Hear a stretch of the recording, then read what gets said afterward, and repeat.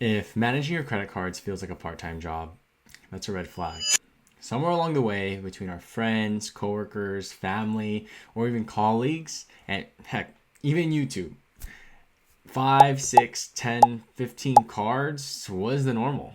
For some people, it makes sense. But for most people who are willing to travel just a couple times a year, it doesn't really make sense. And it's actually working against you. Hi, if you're new here, I'm Jared, and I talk all things money, credit cards, and travel so that you can build the best system that works for you. Let's start with point number 1. The mental load is real.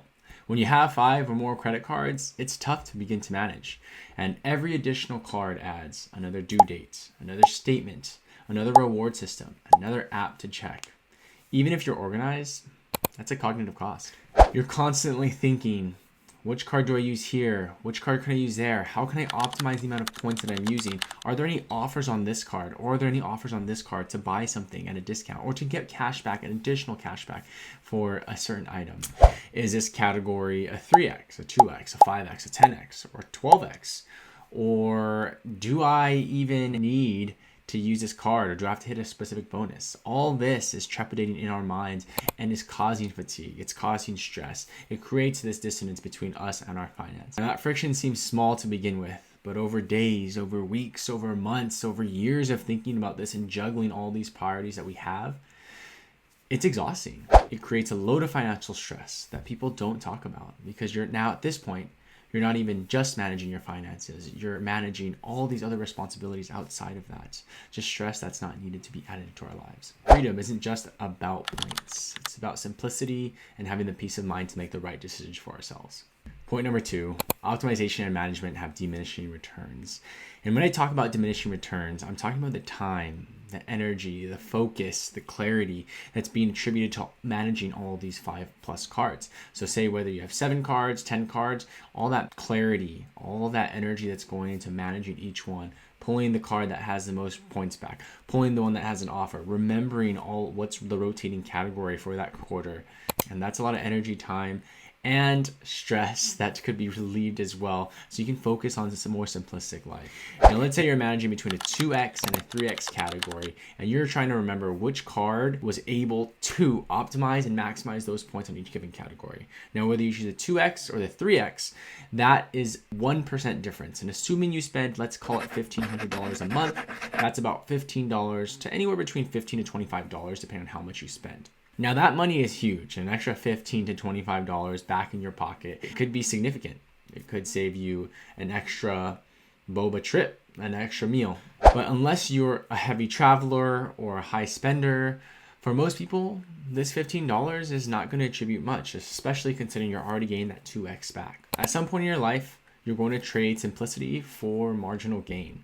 And that 1% back, maybe you cut it out so that way you can have more peace of mind and a more simplistic lifestyle, so you can not have to stress or manage all these cards, credit card fees, different travel portals, or different rotating categories all the time. And sometimes that's a better trade-off. Point 3, we're back on the annual fees, and I'm going to tell you that they add up quickly. Just the 2 cards that I mentioned in a previous video, with the Capital One Venture X and the American Express Gold card, those 2 combined are $620 for a year. Now let's say you wanted to add a Chase Sapphire Reserve or a Chase Sapphire Preferred. That could be another $100 to $400 a year. Or if you wanted to add a different Amex card, say the Platinum, that's another $700 a year. Or say you want to add or upgrade to a higher Marriott card or a higher Hyatt card, that's another $100 to $250 a year. So all this to say, look at the financials of the cards that you're spending on.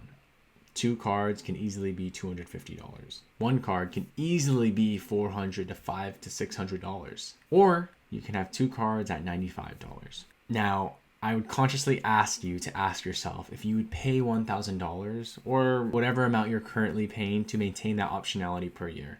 And that optionality being the new offers, the cash back, the different travel portal options. If that is well worth to you to continue to maintain those payments, then all power to you. But for most people, if you're only traveling 2, 3, maybe 4 times a year at max, those optionalities to pay the extra $200 to $500 a year are not going to be worth it to add on. But I would like to say, Annual payments are going to be there for cards, and it's just a matter of how much you know what you're signing up for, and you take advantage of the opportunities to make sure all that money that you're paying for that annual card is going back into your pocket. Point 4, lifestyle inflation through perks. Now this one is subtle. This one is essentially you get airport access, so you go to airports more. You get travel access, so you travel more. You get hotel status, so you stay at nicer hotels. You get dining credits, so you spend more dining. Or even if you have airline status, you upgrade seats or you spend more on airlines. And this is when it gets dangerous, when the card starts influencing behavior instead of your life influencing the card. Now, I want to point this out because credit cards should be supporting your life, not shaping it. Your lifestyle, the way you want to live, should be not only enhanced through credit cards, but being able to provide value to you. And that's not meaning to spend more money, to spend. It's so how can I gain more benefit of my life from getting this card? And that's the philosophy shift there. So if you do have credit cards that give you that benefit of a dining option, stay within that dining option limit. Try not to exceed it. Now, it's easier said than done. By all means, I am the exact victim of this exact philosophy as well. I will have a dining credit, and then I will, for a dining credit for about $10 a month, but I'll spend $20 knowing that that $10 is a differential that I'm paying. But that is only if I already know that I'm going to be spending that money anyway. So for example, on average, I'll spend about $20, let's call it $15 to get boba milk tea and to get a little bit of a snack. And that's about once every 2 or 3 weeks. And if I have that dining credit already, that's just supplementing the benefit that I'm getting back from that card. So instead of me spending about that $20, I'm only spending $10. So I am saving, but that essentially is how that card is enhancing my life and coming into my life as opposed to me spending additional money out of my budget. So you want to choose the best card for your current life circumstances and not change your life circumstances significantly just to fit that card. Now, to be fair, 5+ cards, even 7 to 10 cards work for some people. And there are scenarios where multiple credit cards actually work to their benefit. And these are going to be if you travel monthly, run business expenses, spend 5 to 10K per month, enjoy optimizing a hobby, then yes, definitely that 5 to 10 card setup could be perfect. I mean, I myself started out with 6 to 7 credit cards. I enjoyed optimizing. I enjoyed finding all the coupons, enjoyed finding all the offers. But now I'm kind of settling down to more of that 3 to 4 card range where everything is fitting closer in alignment with my lifestyle. And most people that I do talk to, what they look for is clarity. They look for good rewards, travel redemption about once a year, and they're looking to reduce their financial clutter as much as possible. That just gives them more clarity to make those financial decisions for their life, and it makes it easier to make those decisions as well. So to close, having more credit cards doesn't necessarily make you better with money. Being intentional does. Building a financial system around your personal lifestyle makes you make the right decisions for yourself.